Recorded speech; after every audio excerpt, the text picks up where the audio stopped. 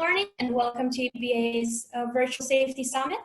My name is Corina today, and throughout these 3 days I'm going to be your host. And now I have the great pleasure of introducing Mr. Athar Husain Khan, EBAA's Secretary General, who's going to address the keynote. Yes, thank you very much, Corina. And ladies and gentlemen, on behalf of the European Business Aviation Association, EBAA, I would like to welcome you all to our annual, but this time virtual, Safety Summit. Let me start by stating that we would have loved to see all of you in person.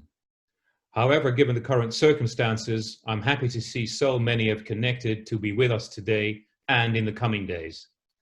It shows that even with a saturated webinar market, safety remains top of mind in the European business aviation sector. To all those who are not members of EBAA or those unfamiliar with EBAA, we're a non-profit association based in Brussels that's existed since 1977. We're the voice of the European business aviation sector and represent over 700 companies spanning the entire value chain of the business aviation sector here in Europe. Our mission is to enable responsible, sustainable growth for business aviation, enhancing connectivity and creating opportunities. Now, as I said before, safety is a top priority for all of us in the business aviation industry. And as an association, we dedicate ourselves to continuously improving safety standards in our sector by working with our members and our colleagues at EASA. This is one of the reasons why the EBAA Safety Summit is held each year, with this year again being no exception. The COVID-19 pandemic that set the tone for 2020 has shown to all of us the importance of safety, albeit in an entirely new light.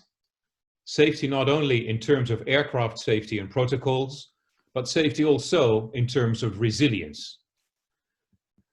From what we have seen in the past year is that with very tough conditions, restrictions and the grounding of staff and aircraft, the business aviation sector also had the resilience and adaptiveness to keep operating when this was necessary, crucial, and most importantly, safe. That's why the theme of this year's conference is Resilience, Human and Business, How to Prepare for the Unexpected. Now, during the conference, we'll talk about resilience in your teams, for and from your people, resilience in your operations, and resilience in your business. One thing I would like to mention is that safety obviously does not end after this conference. Not for you as a business and not for us at EBAA. COVID-19 has had a devastating impact on our sector. But at EBAA, we took it upon ourselves to do whatever it would take to help our sector survive and operate where safety allowed. We have in fact been busier than ever. Now, some of you might be aware of our COVID Resource Center, which we launched at the start of the pandemic, or the Be Safe regulatory updates we sent weekly to inform the membership of any changes in operational requirements. We took an active role in EASA's Return to Normal Operations Task Force, both in the Commercial Air Transport Working Group, as well as in the Non-Commercial Working Group. And lastly, we contributed to the Aviation Health Safety Protocol together with EASA and the ECDC, all in an effort to ensure the needs and specificities of our industry would be reflected in upcoming regulations and safety measures. At the start of the pandemic, we launched a survey amongst our members to gain a better understanding of how they were affected. The answers showed us how deeply affected virtually every member was and still is. With not only lower revenues, business aviation companies also had to cope with potential furloughs, rapidly changing operations, new health procedures, staff insecurity, mental health impact of safety, licensing validity, and staff positioning. It's safe to say that the last year has been the most difficult year for our sector in more than a decade. But I'm also happy to say that regardless of the difficulties I just mentioned, business aviation operated whenever possible because of its nature to be adaptive, flexible, and responsible, be it for medical transport, logistical transport, patients, cargo, and so forth. I'm also happy to say that we will have an online presence from EASA officials over the following days and throughout the conference. We continue to enjoy an ever closer cooperative relationship between our organizations. I want to thank EASA for their resolute and swift actions during the COVID-19 outbreak, helping our industry continue to operate safely and according to the highest standards of safety, irrespective of the shrinkage of supporting infrastructure. We were able to inform our members of updated protocols thanks to regulatory issued documents such as the safety directives and safety information bulletins, and also help our membership further by providing them with exemption templates for licensing and rating extensions and temporary FTL exemptions. However, what we have unfortunately also seen during the past year is that business aviation has not received similar support on a national level in helping to absorb the large losses the pandemic brought about. In some countries, our industry has been left to fend for itself, even though our membership is mostly comprised of small and medium-sized enterprises. But that doesn't imply that we don't take pride in our work. The annual Safety Summit is about learning to be better, little by little, each and every year. I'm excited to kick off this conference, and there are some people I would specifically like to thank, without whom we would not have been able to organize all this. A thank you to our excellent speakers who will share with us their expertise and knowledge. I wish to highlight the 4 interviews we will be conducting and hosting. With Michael Lemay, who's the Bombardier's Chief Air Safety Investigator, Carlos Brana, Dassault's Senior Executive VP, Luc Tiedgat, EASA Strategy and Safety Management Director, and with Kurt Edwards, the Director General of IBAC, International Business Aviation Council. Furthermore, I wish to wholeheartedly thank our main sponsors of the event, Bombardier, Dassault, and Gulfstream. It goes without saying that without their continuous support to EBAA, organizing a conference like this would not have been possible. And last but not least, I would like to thank all of you, our attendees and participants, for helping make this year's virtual safety conference a success. Looking forward to the insightful discussions and debates. Wish you all a great conference. Thank you all very much. Thank you very much, Athar. Now, before we proceed further and kick off the event, I would like to introduce to you a few housekeeping guidelines. As you might have noticed, when you joined, your camera and microphone are switched off by default, and they will stay so throughout the conference. Nevertheless, at the bottom of the screen, you have the option to raise your hand during one of the sessions. So if the moderator decides that they have enough time, they will take live questions as well, and you will be asked to unmute at that moment. You also have a Q&A tool at the bottom of the screen. Please do not hesitate to use it during the presentations and throughout the entire summit whenever you have any unclarity or any question to ask. If we are unable to get to your question, or if you have an additional question, please do not hesitate to send any questions to us via email to safety@ebaa.org. As you might have noticed, the meeting will be recorded, video and audio, and the recordings will be made available through our EBAA website. And to enhance the viewing quality, we strongly recommend for you to keep the window in full screen, and you can do that by double-clicking on the middle of the screen. And moving on, I would like to thank our sponsor for today, Bombardier Aviation, for supporting, and I would like to also introduce Mr. Michael Lemay, Chief Air Safety Investigator at Bombardier. Michael holds a Bachelor of Engineering in Mechanical and Aeronautical Engineering from École Polytechnique de Montréal, and a master's degree in Safety and Accident Investigation from Cranfield University. His career at Bombardier Aviation began as an engineering student in 1998, and he has grown with the company ever since, joining the Bombardier Air Safety Investigation Office in 2011. And joining Mike will be EBAA's Chief Operations Officer, Mr. Robert Baltus, who will be moderating your questions. Gentlemen, you have the floor, please.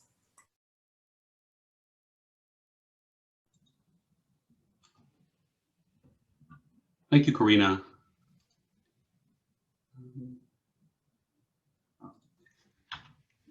There we go. Oops. We're getting some surprises here already. Thank you, Karina. I'm grateful to be here today to be able to speak to you from dark Montreal at the moment. It's quite early here in the morning, but I was happy to get up and present to you this morning. When I heard about the theme for this summit, preparing for the unexpected, I thought to myself, as a safety investigator, the unexpected pretty much forms my entire job.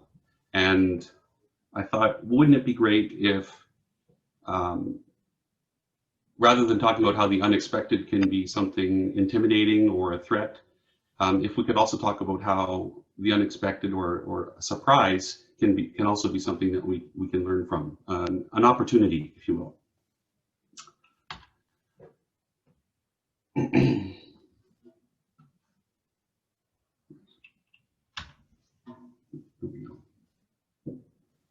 I like this quote from Neil Armstrong, where he talks about expecting things are going to go wrong and always having to prepare yourselves for handling the unexpected.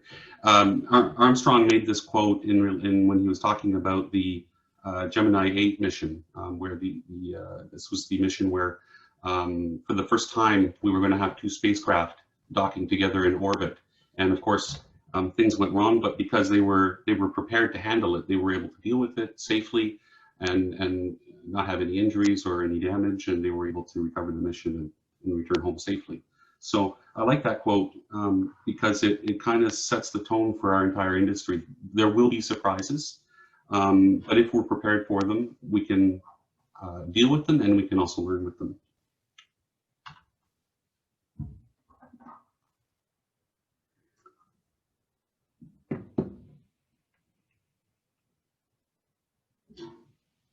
Sorry, I'm not used to the delay of the presentation here. Okay. Just before I get into that, I wanted to give a brief overview of Bombardier's offering.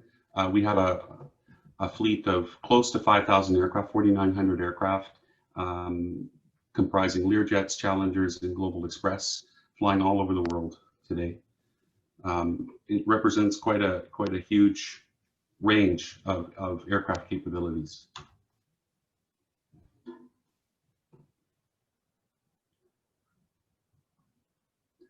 And we have, of course, a worldwide support network that is growing, particularly in Europe. We are expanding the Biggin Hill facility in England. We're actually, I think, in the process of building a new 250,000 square foot facility that will be able to accommodate 14 Global 7500 aircraft. And in Berlin, we have just recently completed the acquisition of LBAS, Lufthansa Bombardier Aviation Services.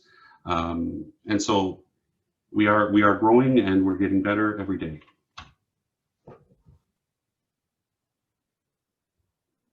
And of course, in Europe, Bombardier aircraft represent approximately 25% of the total fleet share for about 657 aircraft as of last count.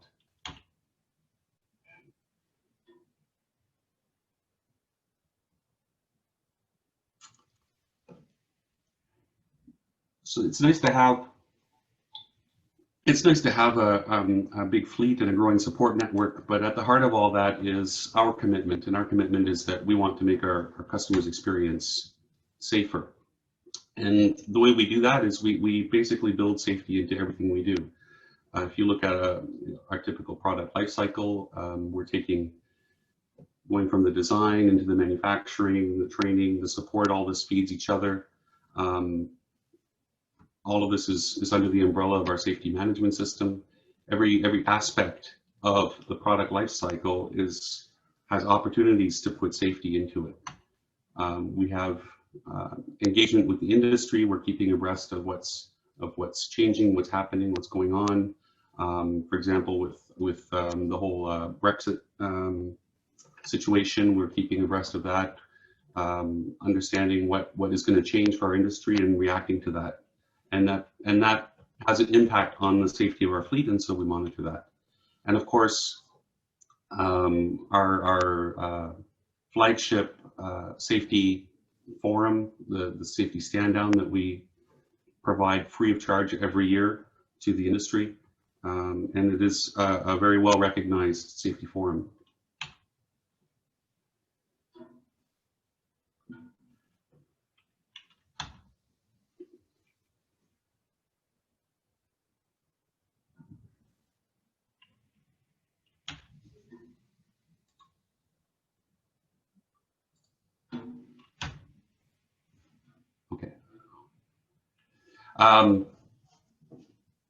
When we're talking about putting safety into our products, into our aircraft,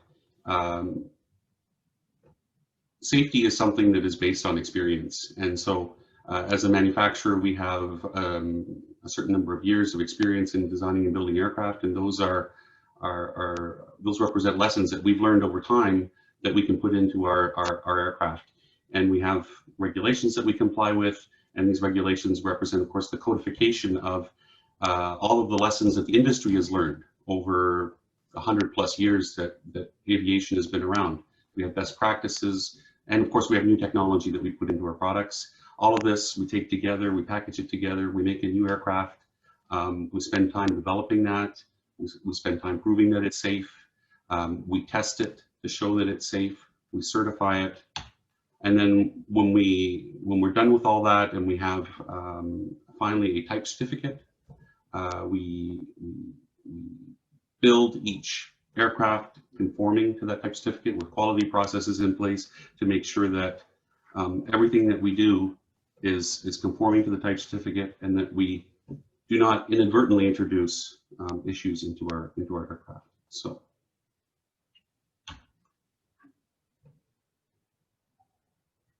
And of course, once these aircraft are out flying, the job doesn't end there. We're monitoring what's going on with our fleet. We're monitoring trends and issues and emerging potentially new failures or things like that. We're monitoring what's going on in the industry. We're taking all of those things and we're feeding it into an ongoing risk assessment process. Bombardier, like all manufacturers, is constantly assessing the risk to its fleet and taking action as required. Depending on the level of risk that we're seeing for a particular issue, we may put out mitigating action, we'll have a final corrective action, we'll be communicating with our operators, we're providing guidance on how to deal with these things. And a lot of the times you may see advisory wires coming out telling people what's going on, airworthiness directives, and other forms of communication.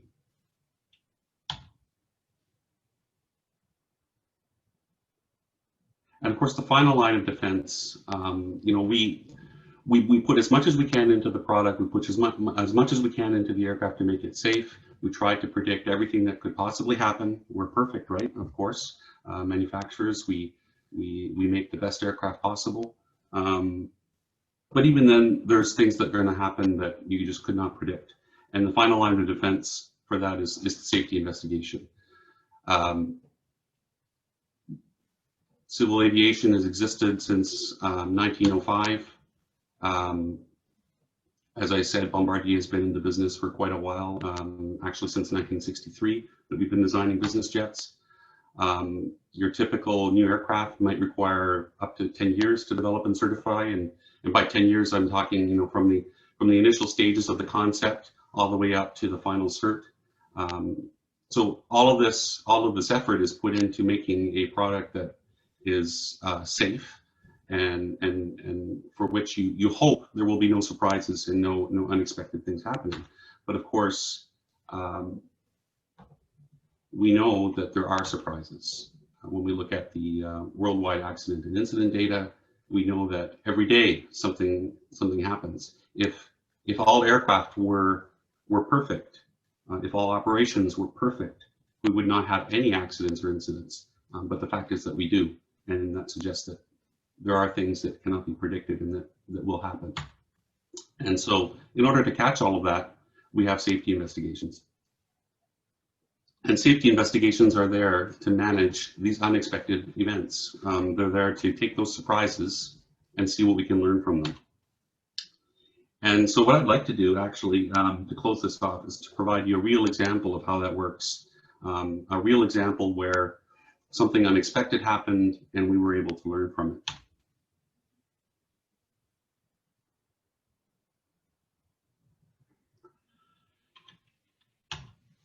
So this is an incident which was investigated by the Air Accident Investigation Unit of Ireland.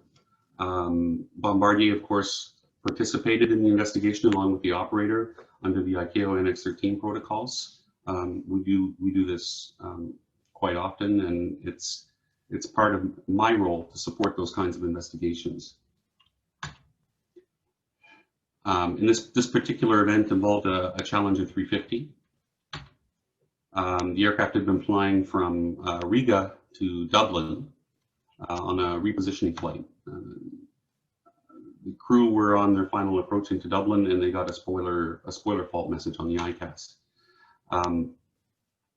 The checklist says in order to maintain adequate control of the aircraft, when you have this type of a failure, you add 8 knots onto your final approach speed.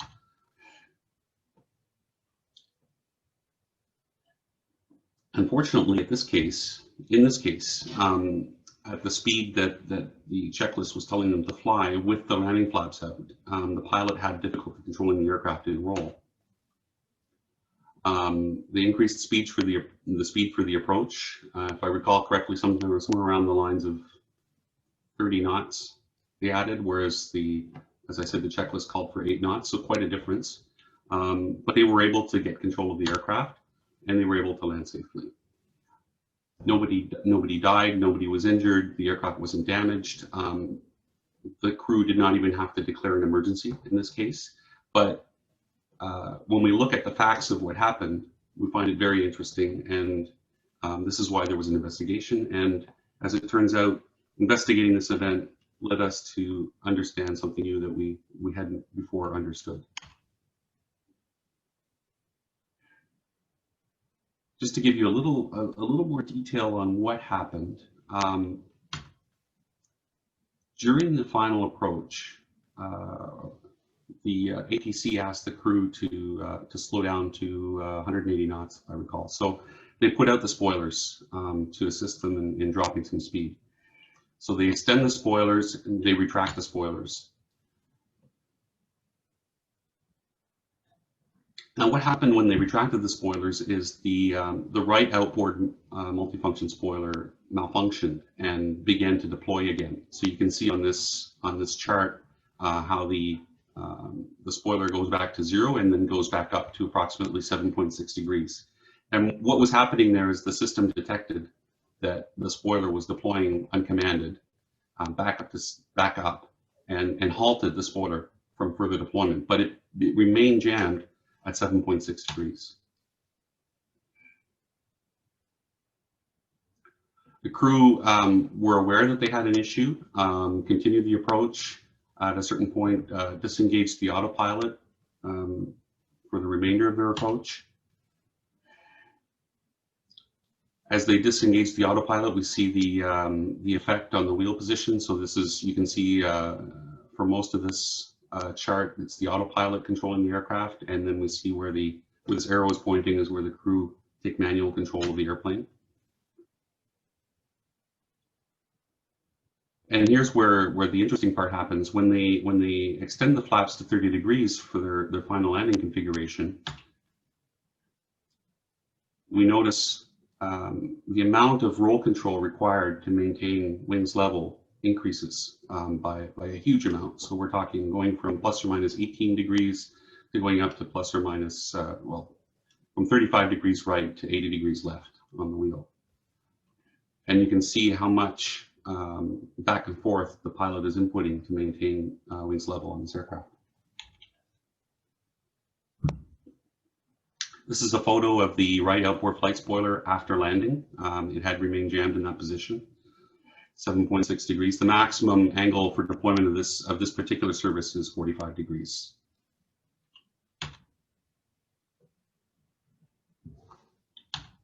What we found that was interesting when we started looking into this is that the procedures, so that VREF +8 that the crew were instructed to follow when they had this fault, those procedures were developed during the certification flight testing of the aircraft, of the Challenger 300, and that VREF +8 was established based on having a right outboard flight spoiler, so the same one as in the incident, jammed but at 45 degrees, and the spoiler being jammed at 45 was considered to be the worst case based on the maximum corrective input that you needed to maintain wings level. So how much, at what speed can you maintain wings level with this spoiler out destroying lift on that wing?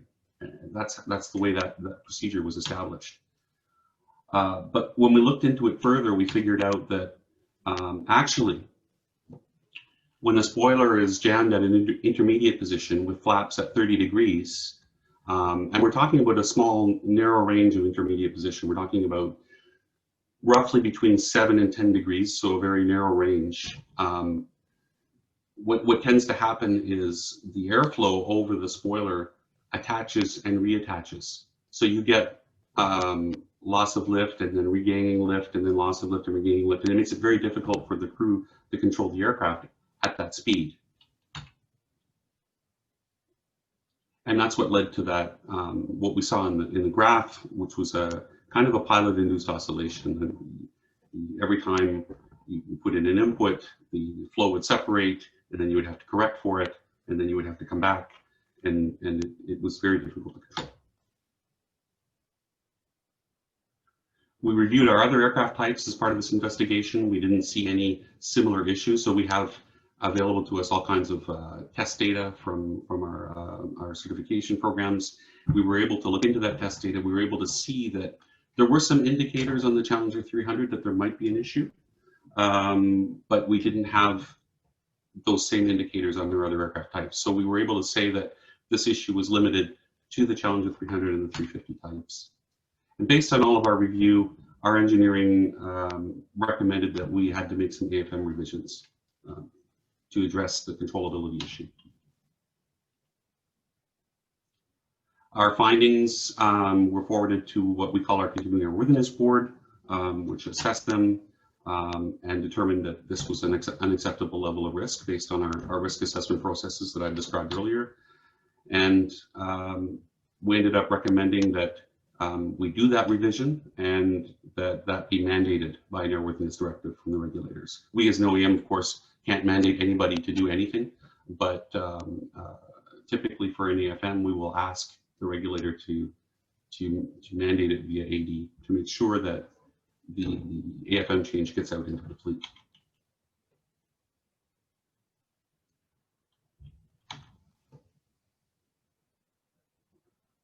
Of course, it took approximately 18 months to get the AFM review done. We had to figure out what other procedures might be impacted. We needed to do flight tests to figure out what were the minimum speed increments that we needed to ensure controllability and make sure that the procedures that we were revising were going to be safe.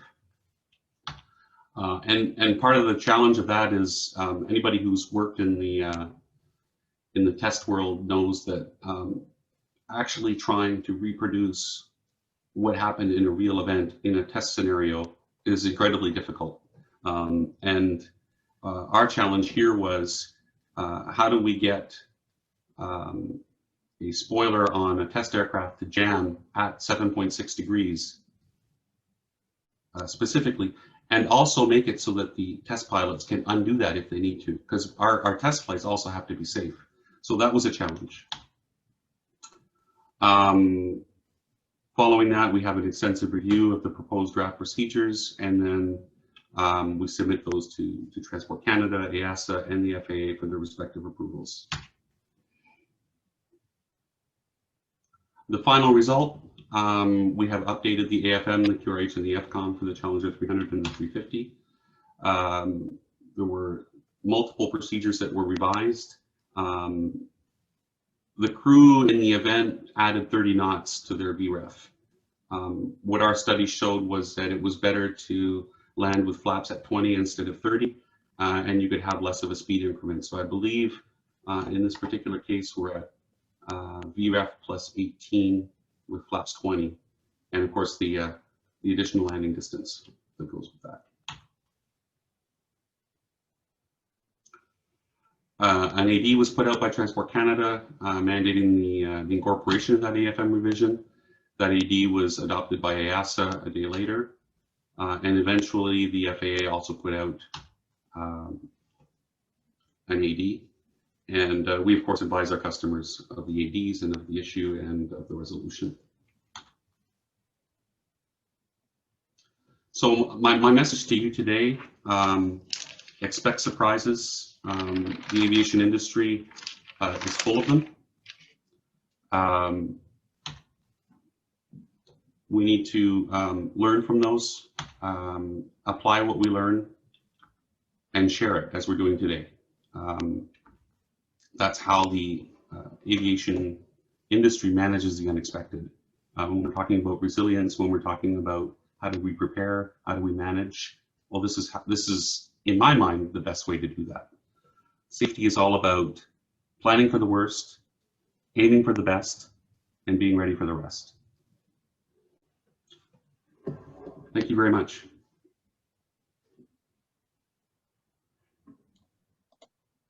Well, thank you very much, Michael. First of all, I would like to thank you, Michael, for waking up this early on your side. And thank you for the excellent case study. And it's good to hear it was a serious incident only, but it must be quite a ride for the crew, I can think about. One of the questions from the audience from Julian Amiso was, what was the exact reason that the spoiler jammed at 7.6 degrees? Do we know? Well, I don't think we can say why was it 7.6 and not 7.5 or 7.7. But essentially, what happened is we believe there was some sort of a wiring or a connector issue that caused the spoiler to deploy uncommanded. And normally that would have gone straight to 45 degrees. It would have gone to full deployment. The system is designed to monitor for uncommanded deployment, and when the system caught up to the fact that the spoiler was actually deploying, it stopped it and froze it at 7.6 degrees. It just happened to be 7.6, could have been 7.8, but that was the reaction time of the system. And when it did that, it also stopped the other side. So at that point, the outboard spoilers could no longer be used, and the system switched to the inboard spoilers for roll control. Now, on the share side, obviously it's great to have you on this platform and share the information here. And as earlier pointed out, the safety stand down is also an excellent platform to share information to operators. But what's the next step when this happens? I mean, it's obviously investigated on one particular aircraft, but there's two sides to it. Do you also then do an investigation on the what ifs on the other aircraft within your fleet? That's one side of the question. And the second question is, I saw you mention the International Society of Safety Investigators, but what platforms are used to bring it also to other operators or to other OEMs? Because I assume that you need to learn from one another. Can you explain a little bit about that? So in response to the first question, looking at our other fleet, our other aircraft types, part of our process is that when we bring an issue into our continuing airworthiness assessments, part of that process is that we will also inform the other platforms of the issue, and they will go and assess it as well. And so the specialists who were looking at this particular issue also became involved in looking at it on the other aircraft types. And I think I mentioned it in the presentation, we actually went and looked back at test data that we had from our flight test programs on those other aircraft. And we were able to see that we didn't have the same issue. It's very particular to the wing design and the placement of the flap and the spoiler and the relationship between these things on this particular aircraft type. And so we looked into those things, and we were able to say that it wasn't an issue. In terms of sharing, yes, we do quite a bit of that. Obviously, you know, the fact that this was investigated by the AAIU of Ireland makes it a public investigation, a public report, and the report is available on the internet, so that's one way that it's shared. We've advised our customers with our advisory wire. It's been AD'd by all of the regulators, so that also brings visibility. And then from an OEM perspective, we meet quite a bit with or at least I do, in my role as a safety investigator. I meet quite a bit with safety investigators from other OEMs, and we do discuss issues that are of common interest. And there's various forums for that, ISASI, Gamma, but also informal phone calls and emails. We all know each other. It's a very small world, and we do like to share. Excellent. Well, just before we send you off to bed, Michael, after this excellent session, I've got one last question from Elizabeth Montoyer. How many investigations do you run a year? Because I assume that if we talk about investigations, you're supporting all the investigations that are globally affecting your fleet, I guess, or at least you're monitoring what's happening. Yeah, I'm monitoring what's happening. I get involved in, I think what was my first or second slide there where I showed the complete fleet makeup of Bombardier. I get involved in all of the Learjet, Challenger, and Global Express investigations. And so I'm not sure that I could put an exact number on how many investigations we get involved in.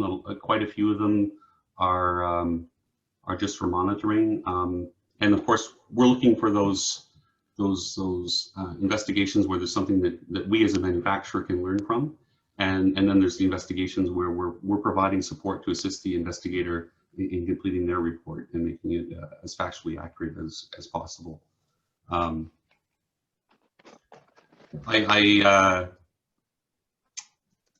would be hard pressed to put a number on exactly how many that we do, but I am fully employed. So perfect.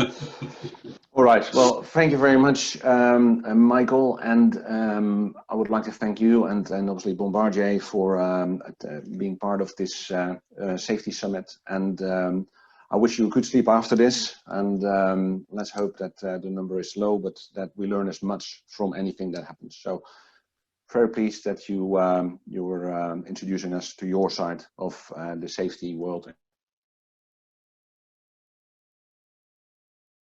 We'll look into. Thanks a lot. Thank you very much, Robert. Right. Back to you, Karina. Thank you very much, Mike and Robert. And I would also like to thank once again Bombardier for all their support of our events throughout the years. As Mike also mentioned in his presentation, Bombardier shows their commitment to safety by standing behind the safety stand down for 24 editions now. The latest of which took place last month, and Bombardier is pleased to offer all the EBAA Safety Summit attendees the unique opportunity to experience their safety stand down. And EBAA, we invite you to watch the recording by accessing the link displayed on the screen. And this link is also available on the IDLUM website, the website that you use to register for this event. And I would also like to invite you to stay tuned for news from Bombardier's side about next year's stand down, which will be their 25th anniversary.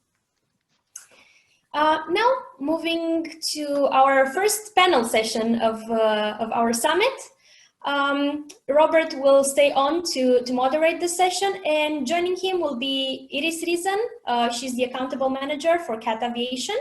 Maxime Wauters, who is a man who wears many hats. He's the group safety manager.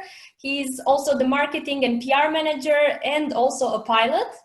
And rounding up the panel will be Stephane de Wolf, who is an IBAA EU operations specialist for IBAC. Iris spent the first 9 years after her studies working for Swiss Air in various ground operations and management functions. And following 20 years with Jet Aviation, out of which 18 were spent in Asia as managing director, establishing their Asia operations, Iris returned to Europe, to Switzerland, and joined CAT Aviation in December 2015 as accountable manager. She's currently furthering her studies and holds a DAS in applied organization and psychology. Now, Maxime started flying at the age of 13. He started flying a glider in the Belgian Ardennes. Following high school, he started his commercial pilot training while working for a major training organization in different positions, including that of a safety manager. And following almost 10 years in the airline pilot training industry, period in which he also followed various aviation-related and management courses, Maxime started his career in business aviation industry by joining the ASL group as pilot and safety and marketing manager. Stephane holds various certification in business management and safety and risk management for the University of Southern California and the IBAC Business School. And he's currently completing a Master's of Science degree in Human Factors and System Safety at Lund University. For those who are not familiar with IBAC and IBAA, Stephane represents the IBAA program in Europe. He interfaces with authorities and industry bodies on joint projects and initiatives on PART and CC, on SAFA, on TCO, for example, and supports the business aviation community in its efforts to improve safety and standardization in the industry. Robert, please take it away. Right, thank you, Karina. Yeah, also from my side, I would like to welcome my panelists, and I look forward to a nice discussion on resilience.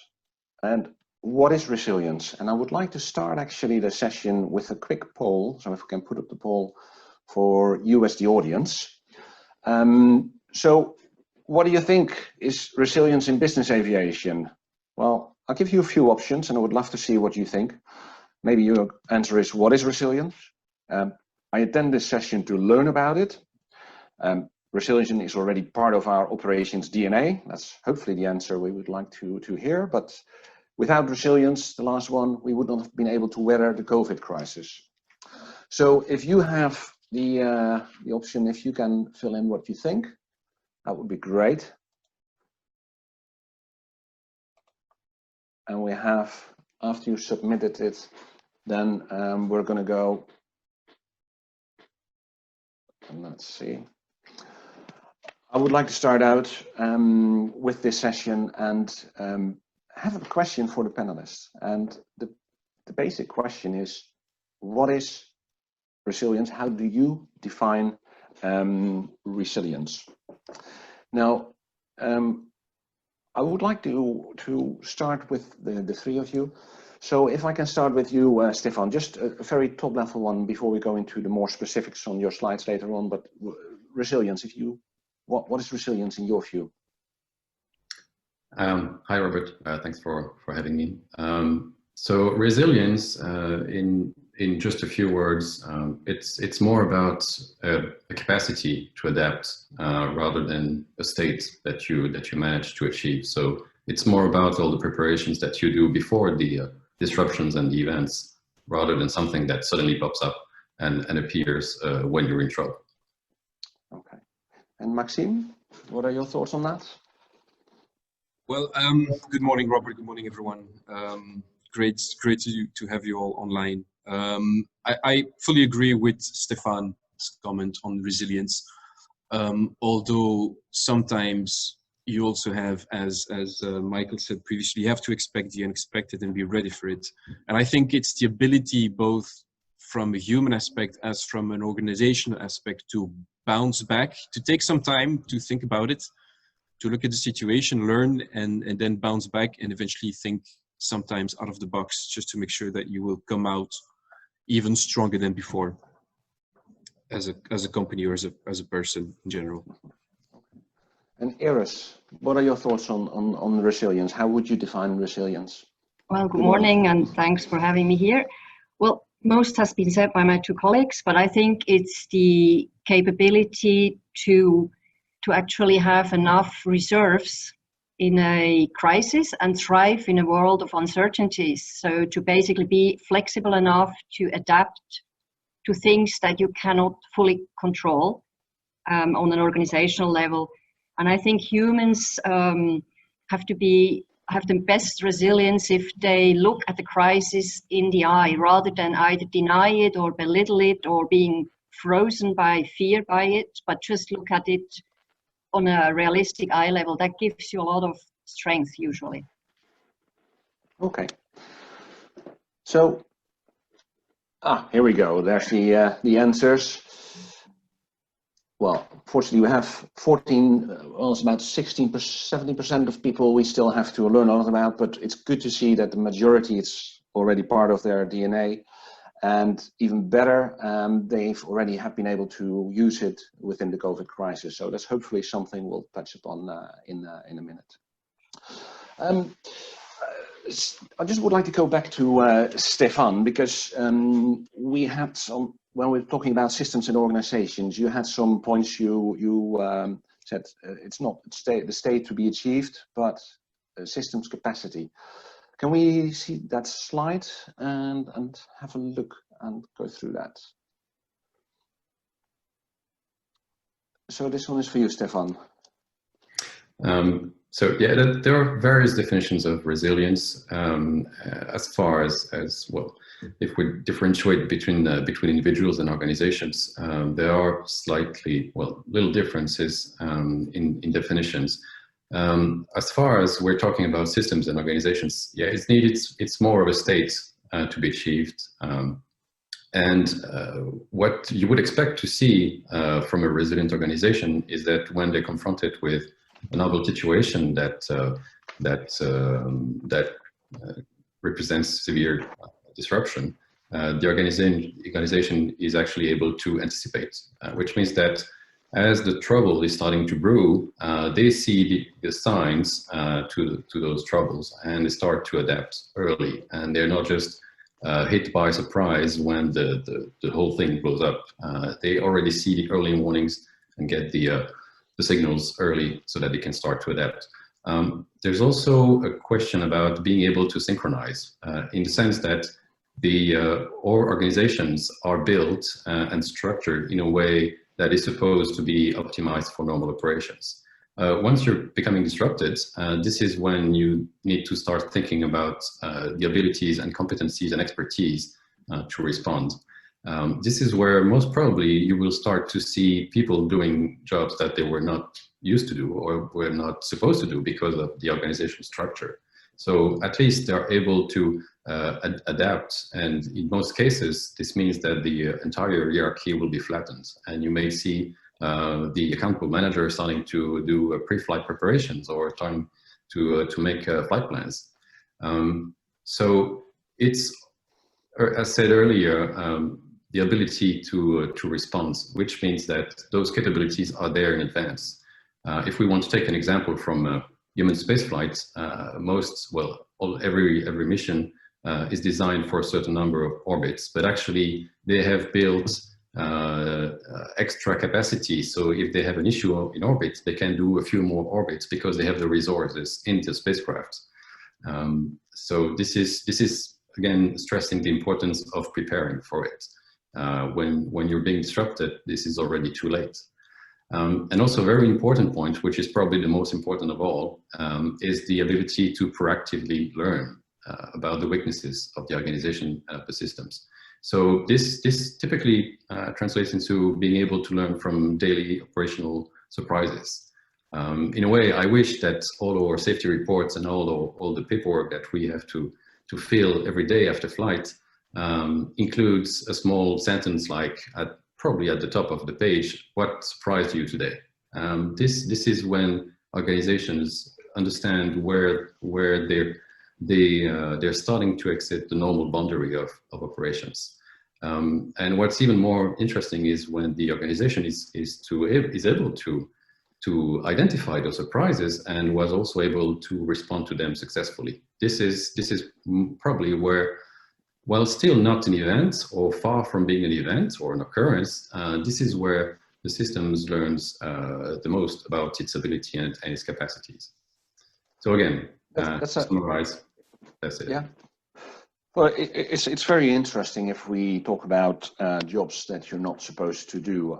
If we look at the EBAA, we are normally very much involved in setting up and working on regulations, making sure there's a level playing field for operators and there's not too much regulations. And it was interesting to see with the whole COVID affair that we've moved and we've been doing a lot of more operational tasks. So we've been busier than ever. So if we talk about jobs not supposed to do, and we try to reflect it on your organization, Iris, are there things where you can think of jobs you're not supposed to do that as part of resilience? And let's use COVID as an example, where you can say, hey, that's where we adjusted our things. Well, I wouldn't necessarily say jobs that you're not supposed to do, but I think what you can do is an organization and organizational resilience obviously totally depends on the human capital they have and each individual's own resilience that he brings or with the help of the company can maybe strengthen. So if you have good human capital and you listen to, you know them, you understand their values, because resilience also starts from having your internal values in sync with your external values that you live or work for. If you can make use of that capital, then assign suitable tasks or jobs, so to speak, that may not be the normally assigned job, then I think you gain a lot. And I think what is also very important, that you level out or flatten out the hierarchy a little bit. I know in an aviation's construct, you're quite hierarchical in some ways because it's what the authorities tell you to be, that you need an accountable, you need flight ops, etc. But in the end, everybody's a team. And I think resilience grows by the feeling of human inclusiveness and cohesiveness. And as a leader, you have to put this together. You are, so to speak, the glue of the system. I would sort of say it that way. And I think that's what we try to do in these times. And the same question to you, Maxime. If we talk about jobs not supposed to do, now you have an interesting resume, because I think you're doing a number of different jobs already. So I think for you to have additional jobs would be an overload. But if you look at your organization and you look from a resilience perspective, from a change, what are your thoughts on, what have you seen of people jobs not supposed to do? I recall that ASL did some excellent flights early in the COVID theme with 747 freighters. Correct. Yeah, correct. And I think you're totally right. And I have to fully agree with what both Stephane and Iris said previously. I think it's a team's effort, and ultimately it comes down to the people within your organization. I think not everybody will react the same way, but as Iris mentioned, I think at that time you have to flatten your organization a little bit from a hierarchical perspective and be able to listen and indeed react in a way that puts people first, and think about the rest afterwards. So, and actually the fact that I'm kind of endorsing completely different functions is a good way to see how people react in different parts of the organization, and also how customers and how other stakeholders react to the situation, and how people take it in and eventually bounce back. So indeed, it's resilience is also about a way to think, what is our core business? What is it that we do that makes us different or that makes us better? And how can we apply that in a very difficult time? even if it's not directly what you're used to do. And I believe that's what we did indeed at the very beginning of the crisis, when I would say at the deepest moment of the crisis, when the entire European community went into lockdown. We managed to use our experience, our assets, and the things that we normally do with our own aircraft, but to do it with other aircraft and to collaborate with other companies and make them work as well, to try to help the community by chartering 747s and transporting mouth masks and medical masks and medical material from China to Europe. That's not our core business, but in some ways it is also what we do with our own private jets. So I think it's the ability, ultimately it's the ability of people being together, which creates a society, to get together, to communicate in a proper way. And I think the crisis we've been through right now was really a big communication exercise. It's like running an ERP for more than 6 months. And to be able to think together, put our strength together, and look at possible solutions for the community itself. Yeah, it's interesting that if we look at the average member of the EBAA, we're all small to medium enterprises, and there's a lot of entrepreneurial things. But I was really pleased to see the adaptation, and it shows the entrepreneurs. And if you then even flatten the organization further, it makes it even more exciting. Let's go back and let's look at before the storm. The next slide. So if we look at this, Stephane, can you guide us through what we should be doing before? So what kind of preparation is needed, and what kind of things would you suggest we need to do at talking about resilience?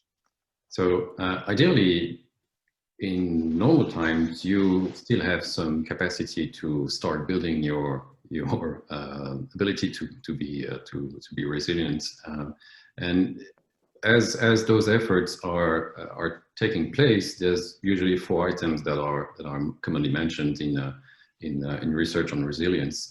The first one is really related to the frontline staff, because there will be, well, as the name implies, they're really at the front line. This is where stuff will start to go wrong. And so the initiative of building capacity for resilience has to start there, which means that they will be in charge of this sort of quote-unquote project of building resilience within the organization.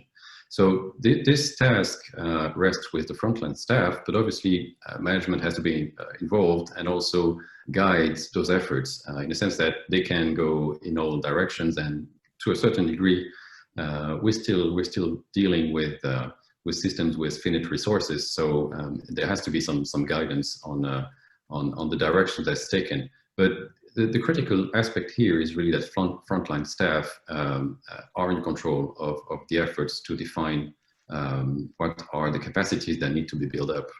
Another aspect that's recommended when working on building resilience is to work on reciprocity. Because especially in highly regulated environments like ours, people may feel boxed into their task, into their duties, accountabilities, responsibilities, and may not reach out to assist others. Well, fortunately, in business aviation, most people tend to have several hats, and Maxime can definitely talk about this. But the idea is that it should be formalized that there will be reciprocity. So one part of the organization, for instance, if the number of flights is going down and you have crew members that are available, they can assist those who are still busy working on setting up all the efforts to respond to the COVID and all the preparation that is needed. So it's really about building mutual assistance and sending it formally in advance. Another item that I mentioned earlier was about seeking the surprises, which should be part of daily operations. So as I mentioned, starting your safety report form by what surprised you, or even your tech log or any other type of flight envelope or paperwork that the organization is using, it's really seeking what surprised you. So we have a manual, we know how things work, but what surprised you? And then the next aspect is, of course, to learn from the well-handled surprises. This informs the organization how the systems work, and it's about it's a let's say a positive aspect or positive an optimistic view on safety, where you want to learn from your successes. That's very interesting, Stephane. When you were talking about this and try to visualize it, I see what's happening in hospitals at the moment, whereby you see a lot of people, the frontline staff, are doing different things, and they are used in different means to make things work. Before the storm, if we go back to you, Iris, how much time and resources have you been able to build up resilience? Is it an ongoing thing, or is it something you've been doing for years? Can you give us some idea of how you prepare yourself for things that you cannot properly prepare for sometimes? Yeah, I think, you know, as I said, I'm only here for 5 years, and you can't change a complete setup in 5 years to bring in some theory that you may have on this. But I think it all comes down to very simple terms to me. It's a continuous effort, and it can never stop. So I think part of the problem for crisis management or building up resilience is, especially in our environment, and I like what Stephane said on the surprise, basically live every day in the knowledge, for sure there will be surprises, but not being afraid of them. And I think for myself, it's interesting to know, okay, what was your surprise? But then more interesting, what did it do to you? How did you react to it? Did it worry you? Did it startle you? All these kind of things that when you know a little bit what it does to your people, then you can start working on these aspects where they may need some support or help or training or this kind of thing. So I think that's an ongoing effort. And I think, to me, the bottom line is be every day prepared for surprises and the unexpected. And then when it happens, don't freeze, but basically take a step back and try to assess, because we all have the strength. So believe in yourself that you can deal with it, and then this is an ongoing kind of like a circle that always feeds itself again with the people you have. So if you think about it, you have the formal feedback loop, which is the SMS system or other procedures to bring back the information. But picking up on Maxime's point earlier about communications, I assume there's also an indirect kind of loop. So do you have like an indirect feedback loop as well, or do you? Yeah, I think, well, because we are quite a small setup, so we are very close to each other. It's very informal, and it's very easy to chat. And if you have the right culture, the right setup with people, it's a formal feedback, and there is the informal that people come, they talk to you, you exchange ideas. And I think that's what we foster here very strongly. We have a great safety action group where we regularly talk, very open, and we also bring in different crews sometimes, or we then talk to the crews on certain things. I think, to me, communication is key, and the communication has to be honest. It has to be authentic. If you just copy paste some standard stuff that's written in some smart books, people are smart, they will notice whether it's authentic. So communication is important, but it must be authentic. And in our setup, thank God, it's easy, as we are rather small. It's very accessible. We are all localized in one geographic region. If you go across regions, like I had in my past life, it's a bit more challenging. You just have to make a bigger effort, but it can still be achieved.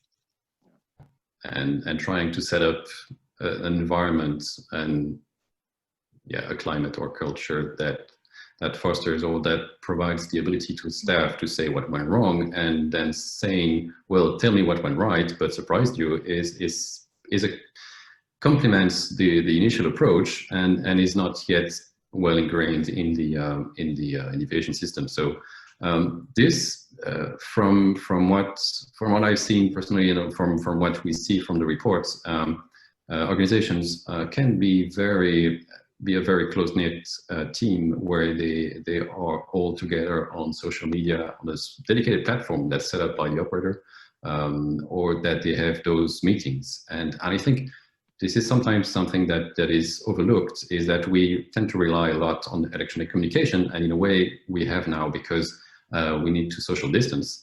However, we shouldn't underestimate the value and the power of being able to meet, even if it's remotely, and then share stories. And then actually, let's not forget that our brain is wired to hear stories. It's craving for stories.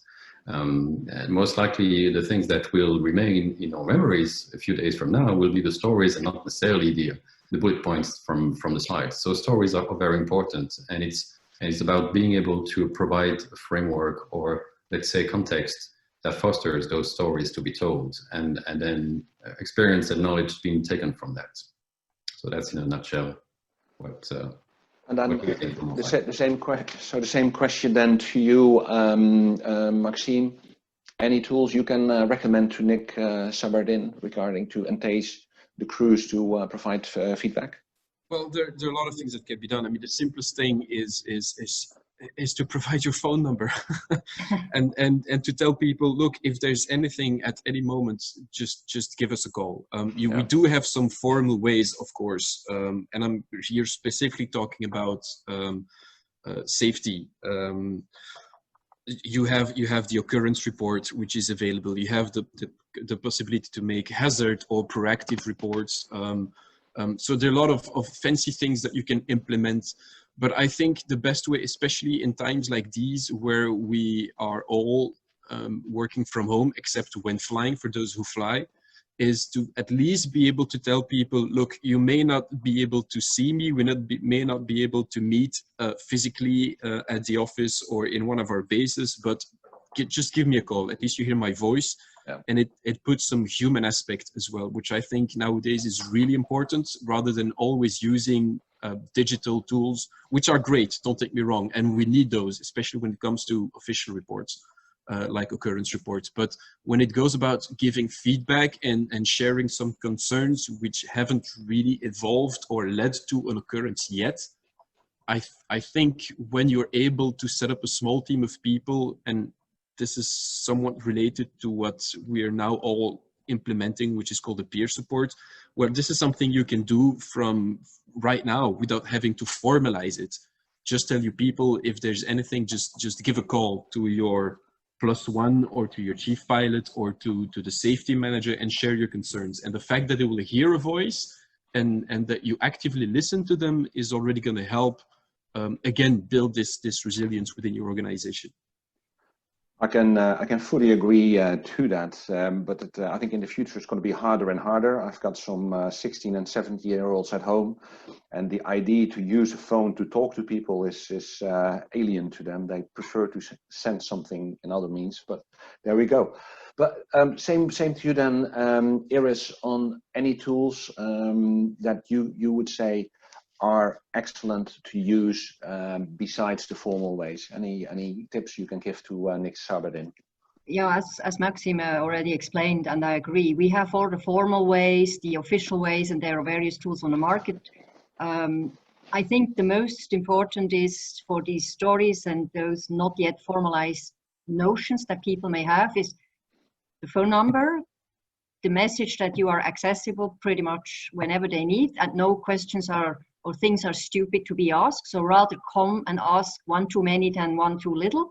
Yep. And I think, you can't force people to communicate. If the more senior guys are not used to this way of like, I have to be strong and I'm not telling you if I have some surprises because that's just not on with me, you can't force them because that's the wrong message. One tool that may work, but then again, that also depends on your company culture and possibilities, is like an intranet platform, informal, but then it comes down to trust, who is looking at it, etc. So it's quite complex. So the easiest, most discreet is probably pick up the phone and talk, or go for coffee outside the office and have a chat. And I think that's not much more I can say. Perfect. No, I fully buy into that. Robert, can I add something really quickly, just to jump back on what Iris said, which again I have to agree with. Something that we've done, which has proven to be really useful as well, is to anticipate and be proactive in terms of communication as much as possible. Meaning that, of course, people can call us at any time, just like Iris said, and I think it's really important that people know that they can reach you. But what we're now really striving to do is to communicate proactively as much as possible, not with 10 pages of text from the CEO saying this is bad and we are in trouble and this is really a drama and this and that. No, try to keep it short and be realistic. Don't deny that there's a crisis going on, but keep people informed about what you're doing, what you intend to do, what the projects are ongoing, what measures have been taken, and all the things that you do to really show that you are in control of the situation. And that would again help to build trust in all the things that you're trying to build up within your company and your organization. Which I think is a nice bridge to the third slide, which has already been on there for a while, Stephane, because I see under 2 communication and coordination. But can you take us through this slide, Stephane, on resilience and the ongoing situation? Yeah, so the story behind this is based on research that was conducted in Sweden between fire brigades, where the researchers were interested in understanding if there would be little tricks that could help the teams to work better, especially if you're in a situation where you didn't have the ability to build up your resilience and have your capacities to adapt. And so what they found is summarized in those 4 points, and they relate to competencies. The first one is about managing information, and what's really crucial very early on is to share the goals. In the sense that if you define what your goals are, it's going to be much easier to then decide who needs the information to achieve the goal, and distribute the information and make sure that everybody is aware of what the goals are and where the information has to go. Second aspect that we've covered quite a bit already about communication coordination. It's important that the team knows who is in charge of what and what are his or her goals, and this is where you may need to flatten the hierarchy, and this comes back to also earlier research from the 1980s, actually, on high reliability organizations, where they went and studied how things worked on an aircraft carrier, where the roles can be switched, where the hierarchy can be completely turned upside down, and where the guy who has the least experience on the deck may take decisions that overrule what the captain of the ship is usually taking. So this is really adapting to the situation itself. Then in terms of decision making, it appears that, well, in those highly stressful and fast-paced and rapidly evolving situations, achieving consensus is great, but it does not work all the time. And it may not be the same people or the usual people who need to take the decision. The decision-making ability may have to be distributed much lower into the organization. This is also apparent, and there's been an interesting research on the digital critical infrastructure, where they try to see how incident commanders, as they call them, manage high-scale, very large incidents on digital services, and where they realize that traditionally, and I guess this relates also to emergency response, there is one person who is almost seen as a superhero who is going to be in charge of the incident response. Well, it turns out that more often than not, that person becomes the absolute bottleneck for the organization, because if all the decision has to be taken by that one person, it's not humanly possible for that person to get all the information and be always able to get the right, be able to get down to the right decisions. And one final aspect that is absolutely critical, because we have human biases, is to constantly monitor and update the goals. In the sense that when a situation is developing, most organizations very quickly understand that there has been a change, that we're not into normal operation. As they used to say in World War II, this is becoming snafu. But the thing is that once the organization recognizes that the situation has changed, it then focuses on that new situation, on that new context. But unfortunately, very quickly freezes on that new context and does not gain or does not seek information that the situation continues to develop and to change as well. So it's not being fixed on a certain mindset, and being able to ask ourselves what could be wrong in our understanding of the situation. Okay, and if we look at this ongoing situation, and we're in that as we speak, Iris, to start with you, are these tools you already incorporate, or are there any other things you can think of in the ongoing situation you want to use? Well, I think the ongoing situation is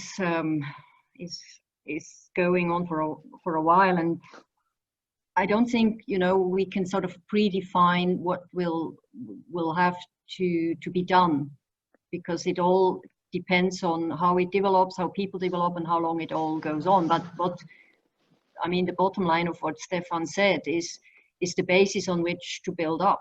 And I think the most important to me is really keep people informed, communicate concise and clear on what's going on and where we are going and where we are at the moment, so people can identify and they feel a little bit more secure maybe by knowing what's the status, and also the negative as well as the positive sides.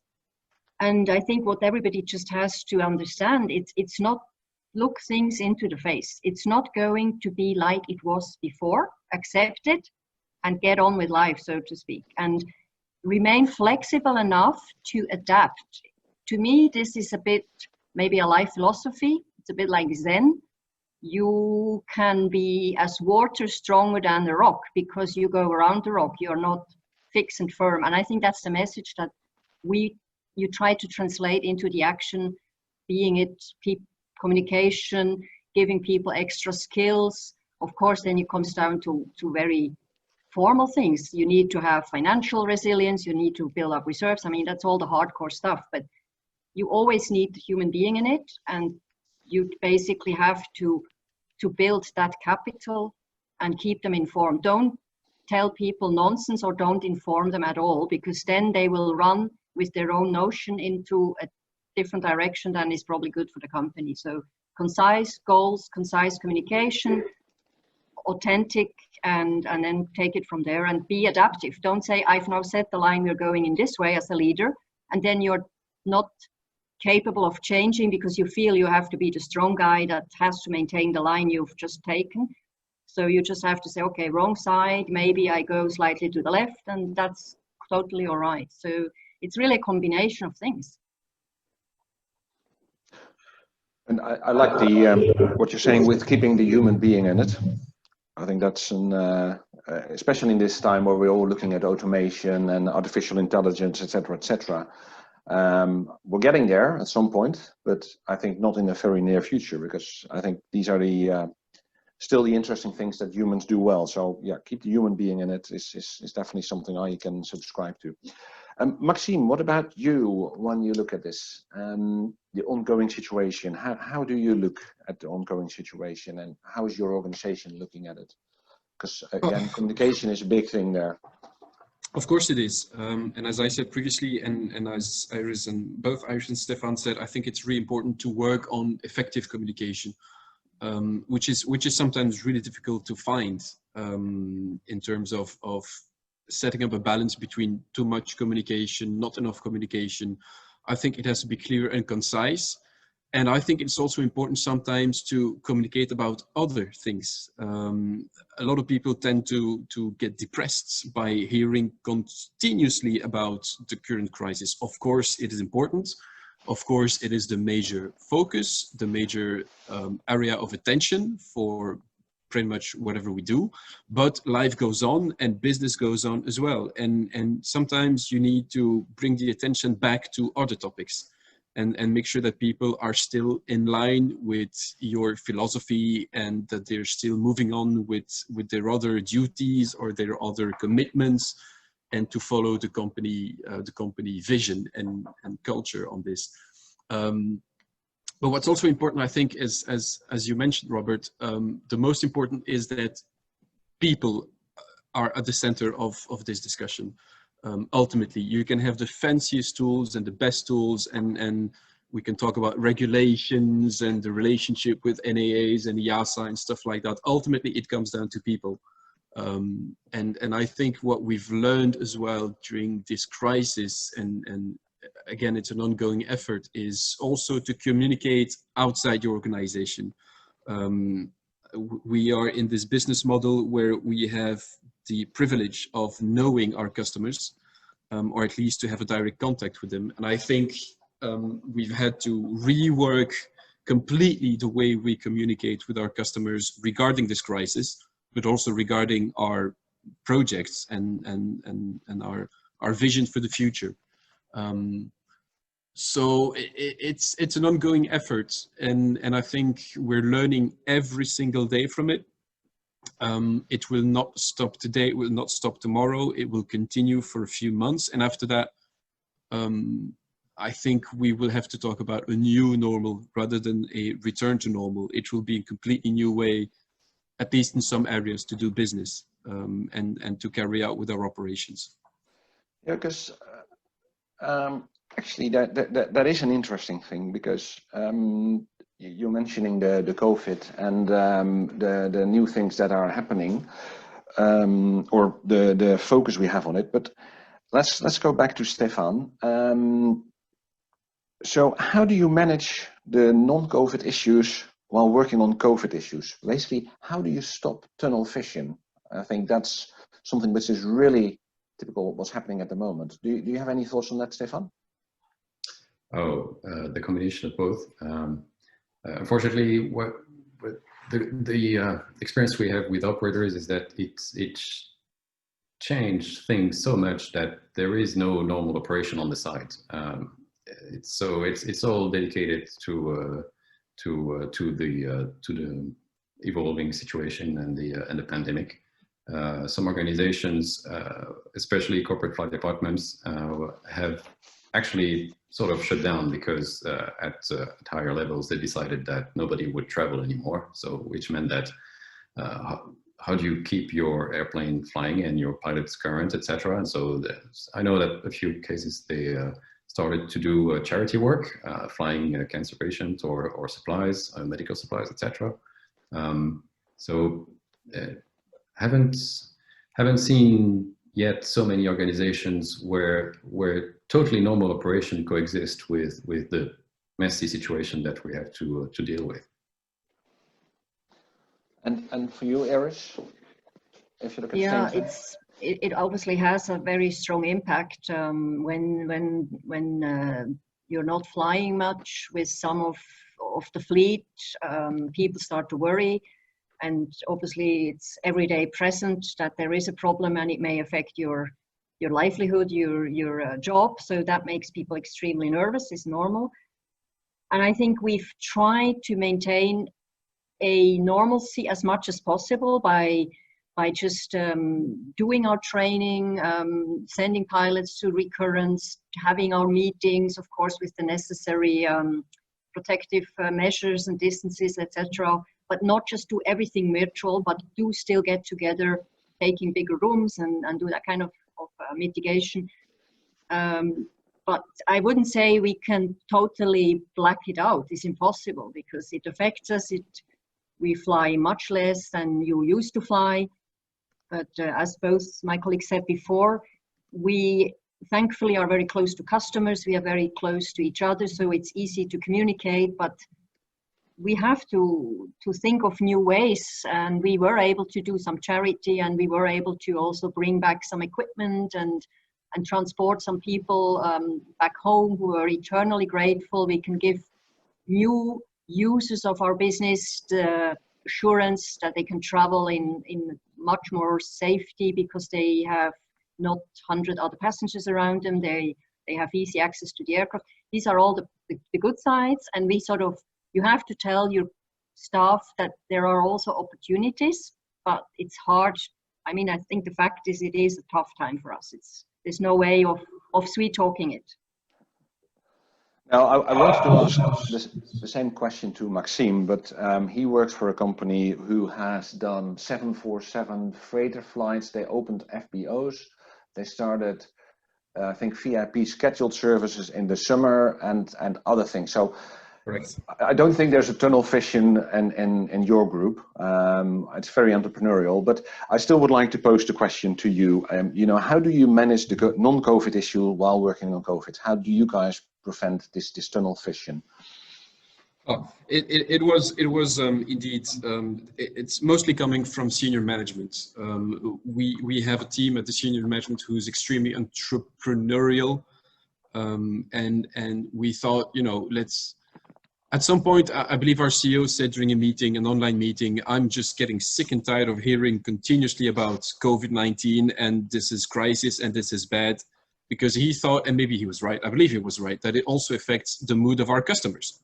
And we have seen a lot of resilience from our customers who said, as soon as we can, we need or we want to fly again, because we need to, because we want to, because we have some business to do and something that is not possible via Teams or Zoom or stuff like that. And then at the meantime, at the darkest moment of the pandemic, we came up with the idea of saying, look, the situation is really bad. It's not going to get any better, but we have demand from a wider audience because of the media attention we got when we chartered the 747s in Belgium. A lot of people started asking questions about how much does it cost to rent a jet to go there and there and there, and can we already rent an aircraft, because all these major airlines, they're shutting down their routes, they're close to bankruptcy, some of them are going bankrupt. And it was before the summer, and they said, we want to do something this summer and we want to have this opportunity to do something. And this is where we came up with the idea of setting up these boutique charter flights, semi-private airline flights between Brussels and Ibiza in the summer, which happened to be a huge success. All the flights were full. We only had to cancel the last 2 flights because the Ibiza went into lockdown before the end of the summer. And I believe that's part of your DNA as well. This is something we've been doing forever. Business aviation, I think we have this capacity to bounce back, to adapt very rapidly to what your customers want, and to adapt to a lot of operational changes.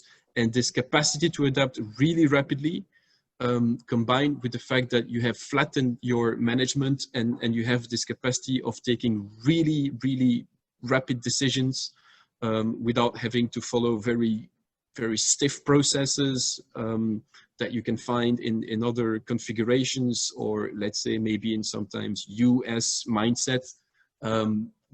This was a great tool, and it was a great way to say, you know, COVID is there.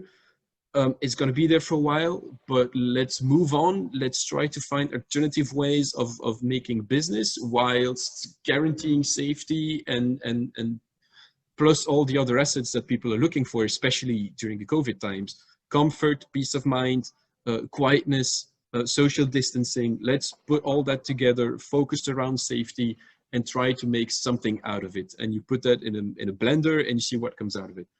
Sometimes it works, sometimes it doesn't.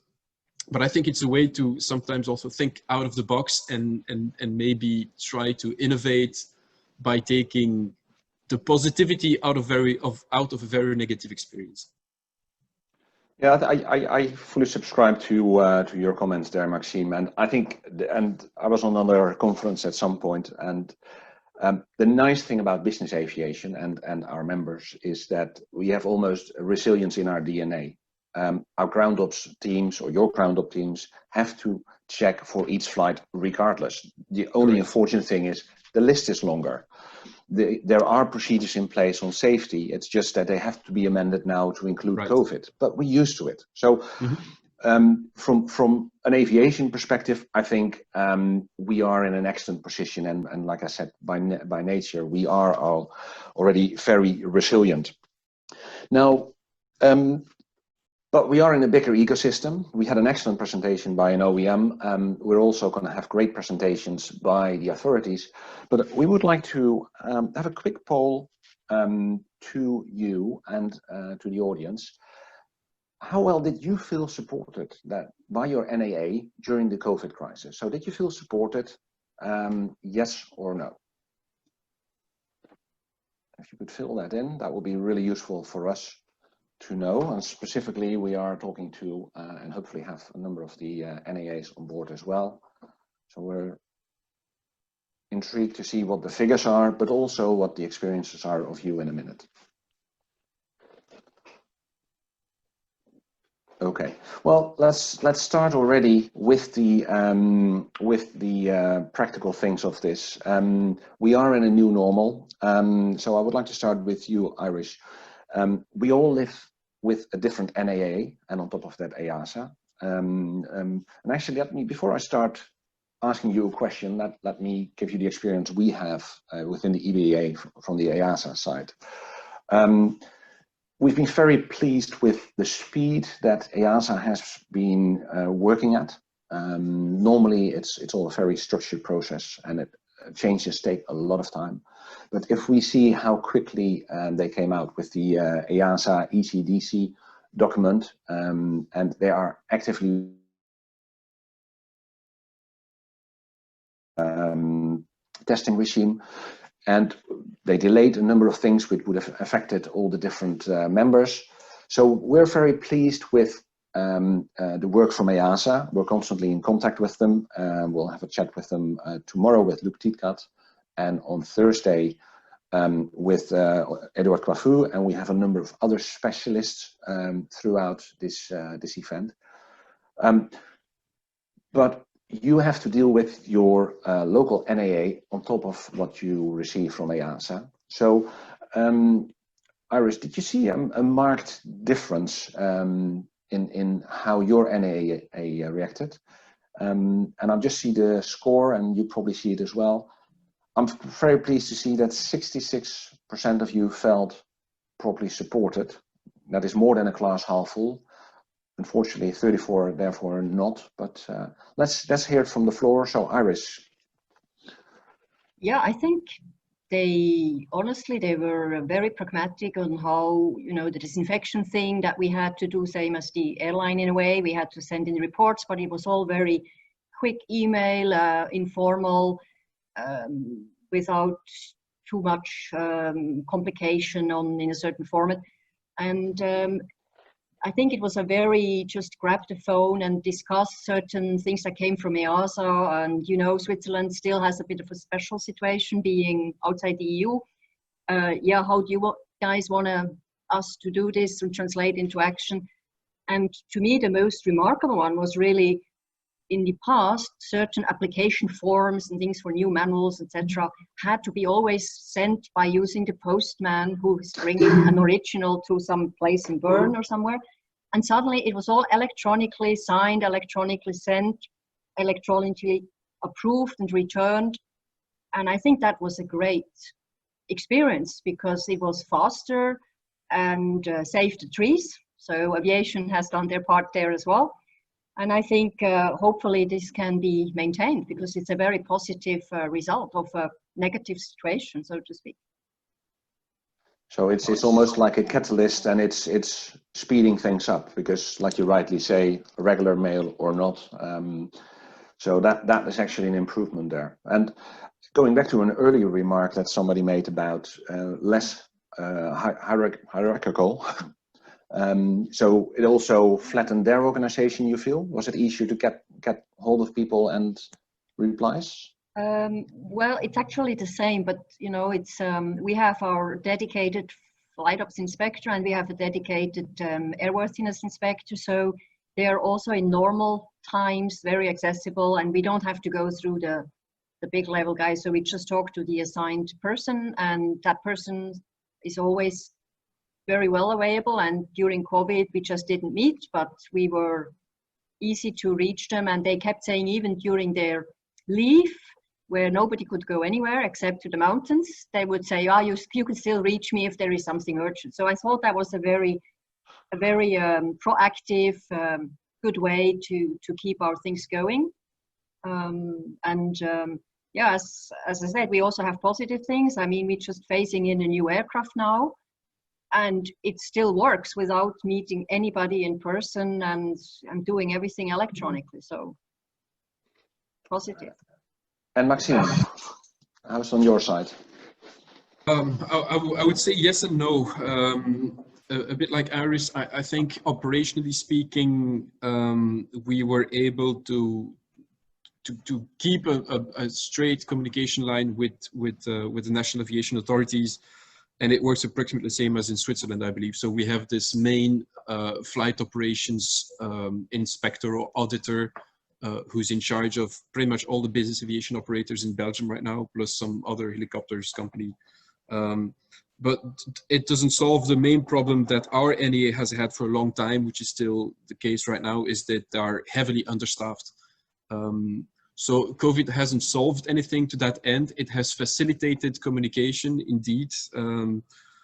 They used to carry out 20 audits per year on site for whatever reason, and now we all do the audits via Teams online, which is also a big change in the approach that the NAA has done. So operationally, it hasn't really changed a lot. They're still accessible. We were able to, at the deepest moment of the crisis, we were still able to introduce aircraft onto the AOC.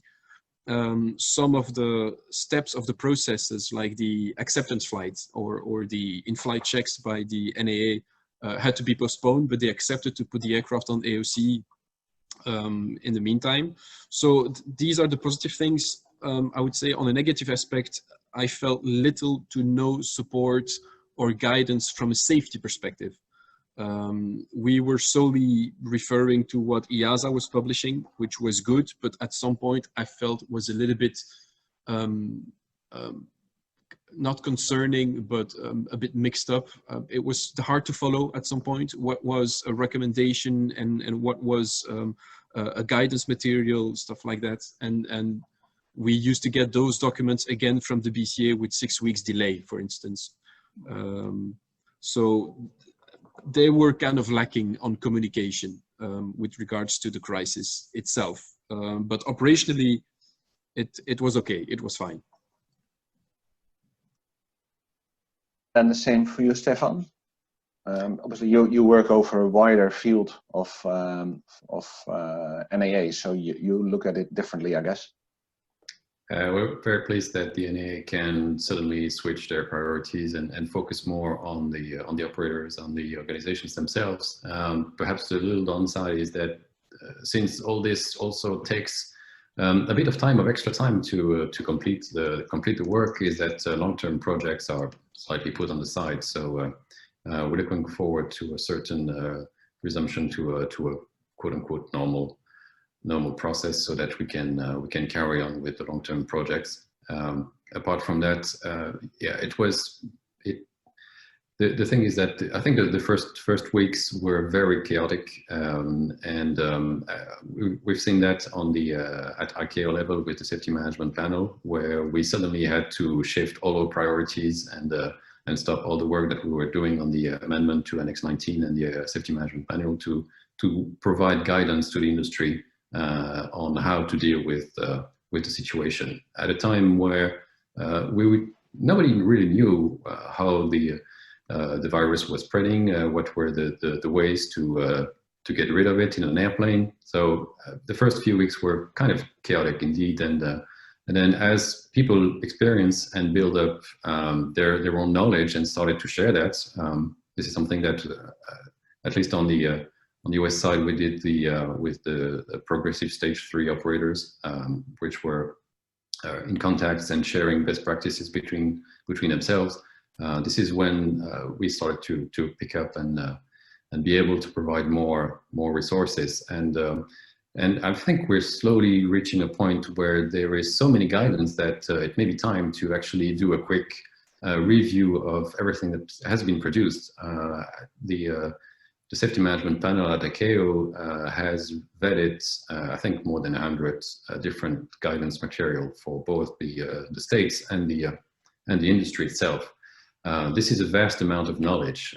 So I assume that once the winter will be over, it will be a good time to review that and actually extract the substance of all this so that we can prepare for the next one. So I want to sound pessimistic, but this is a threat that is there, and maybe it's not going to take another 100 years before we get hit again. But it's good that we finally have all those guidance material, all those good ideas. So now let's try not to throw that away or forget that, because how long does the organizational memory last? So once things settle, hopefully by the spring, it will be a good time to do a quick review of what worked, what didn't, and what lessons do we need to keep for the next one. Perfect. I see two questions or two hands raised from Sabine and from somebody with the initials VG. If you could put your question in the Q&A, then we can refer to it. Unfortunately, I won't be able to bring you in, but feel free to type in your questions and we'll see if we have time to answer them. Well, Stephane, I think you have a very valid point on the amount of things that came out. At the beginning of the session, I referred to the additional work that the EBAA did to help our members to find all the information. And what we've seen now is that, first of all, most operators have found the sources of the information themselves, or even better sources which are more up to date. But as you rightly say, it's also time to now start to clean up all the different guidances from the different areas and hopefully make it a much more structured approach. And what we really push for is we want things to be standardized. We want things the same rules and regulation or safety measures everywhere. That's the biggest thing we have. But one last question I would like to run past you, or actually there's two questions. One is a general one. If we could ask all three of you, if you could give an advice to any of the members here, what do you see is a quick win for any company if they want to achieve a more resilient organization? So very short, one thing. And I see you all thinking out very hard. So I'll start with Maxime. Thank you for that, Robert. I would say this has been I think the red line all across our discussion this morning. But I think some of the key elements is first to keep an open communication line with your people. Put yourself at the same level as your people and as your senior management as much as possible. Keep an open mind. I think it's really important nowadays to be open-minded, to look for innovation, alternative solutions. Don't put the other issues aside. I think this is something, this tunneling vision that we've been talking about earlier on, I think is one of the dangers that we're seeing nowadays, is that we tend to maybe push other problems aside. This is, I think, a bad reaction, something that you don't want to do. We will at some point come back to some form of normality, although it will be different than the previous one. And these issues, if you delay them too long, they will ultimately come back to your face and it might get even worse. So don't neglect them, and always put the people at the center of whatever you do.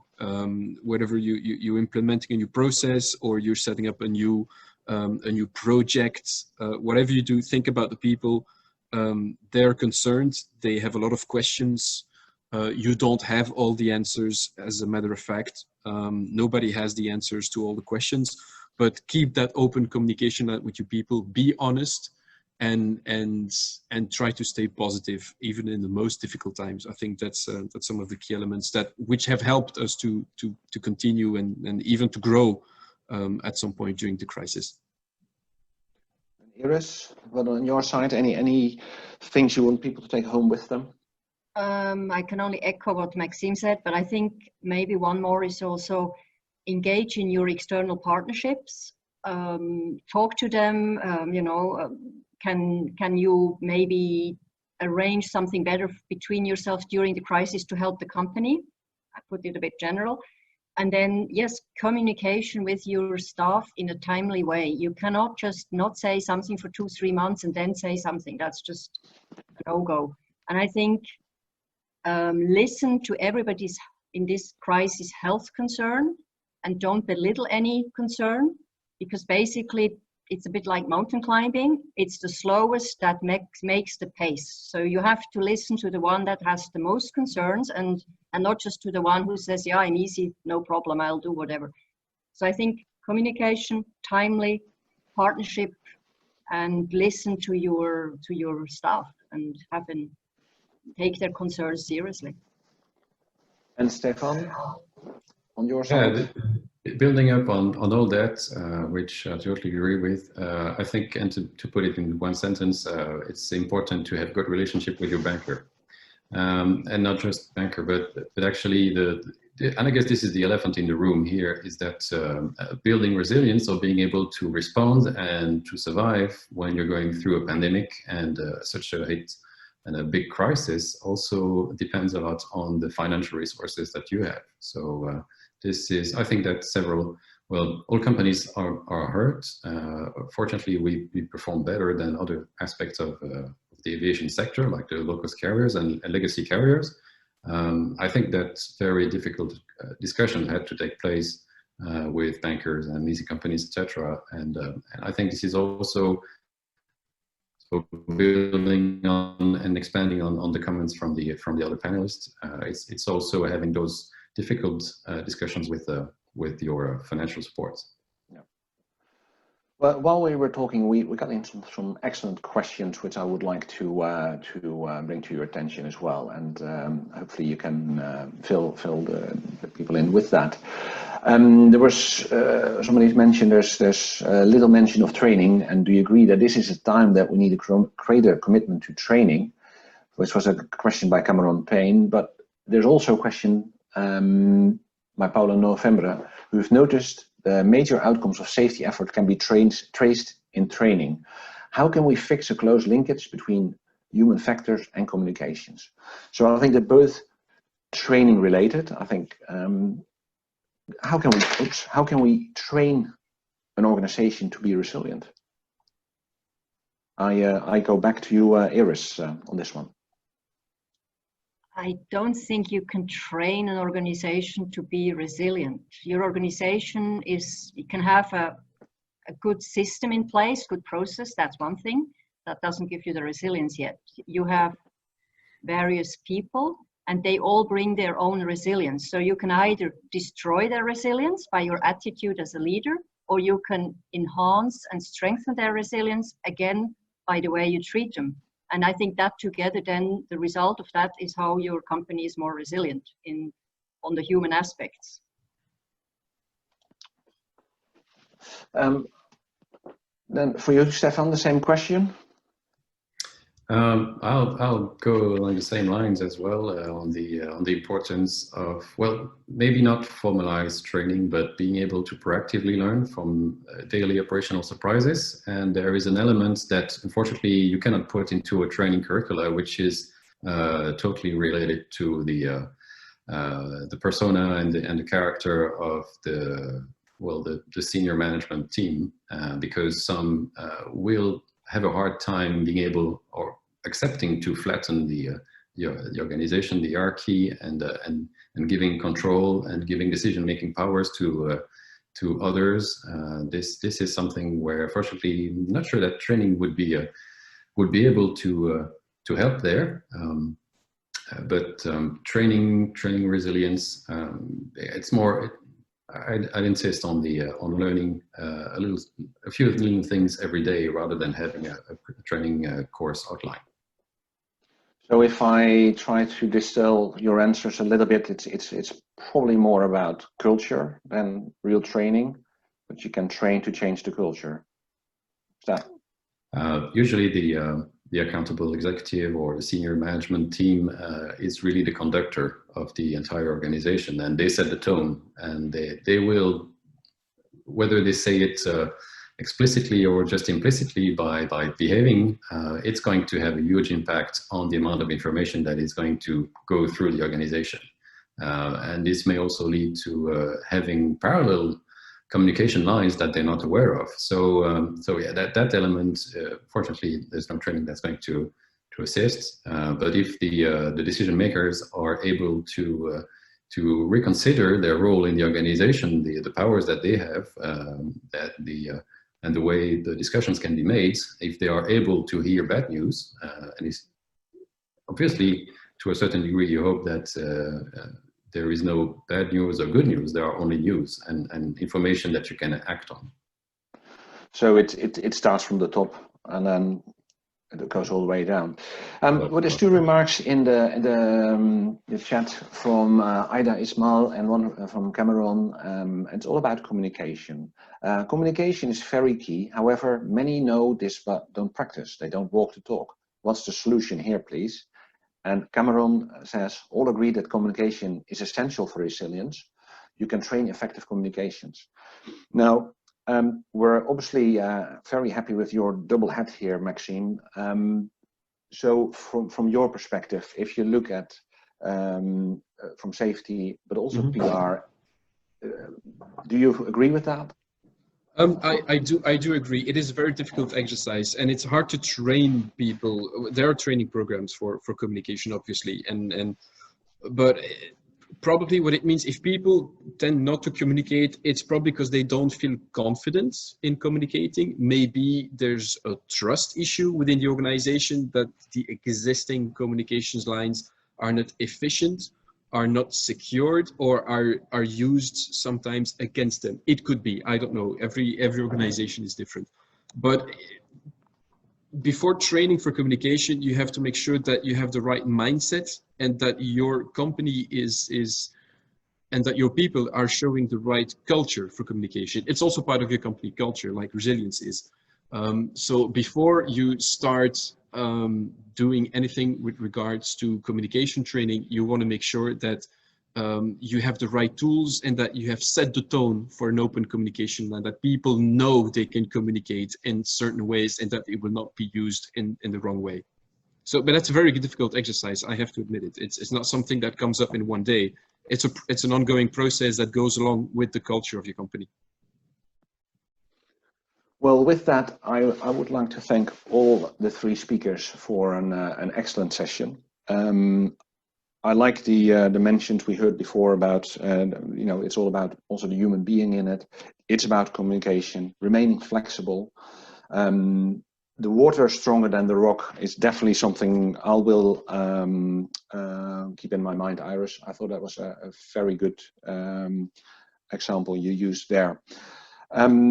I was pleased at the beginning of this session that 41% already were able to use resilience within their organization. I hope that the minority who had no idea about resilience learned something about resilience thanks to your excellent answers, and I hope it was a good session.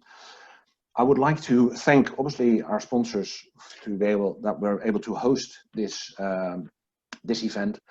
But I also would like to thank the EBAA Safety Committee, because they are the ones who've put together this agenda, the topics, and for everybody who's listening in.